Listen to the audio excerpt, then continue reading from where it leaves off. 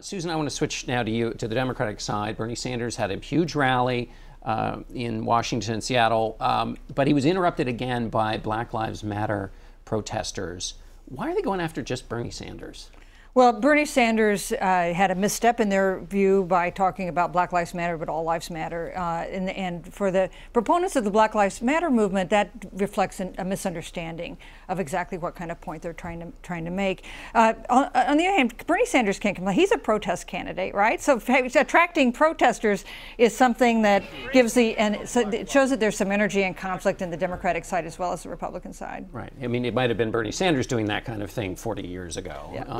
It's a fascinating revelation, though, about the Democratic Party and where it was and where it is now. Bernie Sanders comes out of a sort of class-based, traditional social democratic wing of the party.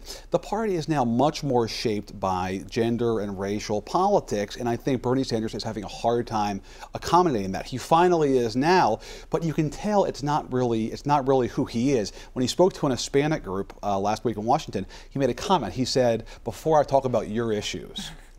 I mean, so he really comes out of a sort of class solidarity, liberal politics, and he's trying to put on the Democratic Party head of 2015, and it's a sight to see. It is telling that he's on this West Coast swing, had a huge rally last night in Seattle, has another big one today in Portland, we'll do Los Angeles tomorrow. In Seattle, bad on stage, notable, only his 4th campaign fundraiser of the year. The minimum was only $200, which should tell you something compared to everyone else. So, you know, he may be this populist, and he says he doesn't raise a lot of big money, telling that when others are raising $2,700 at these events, he's only asking for $200.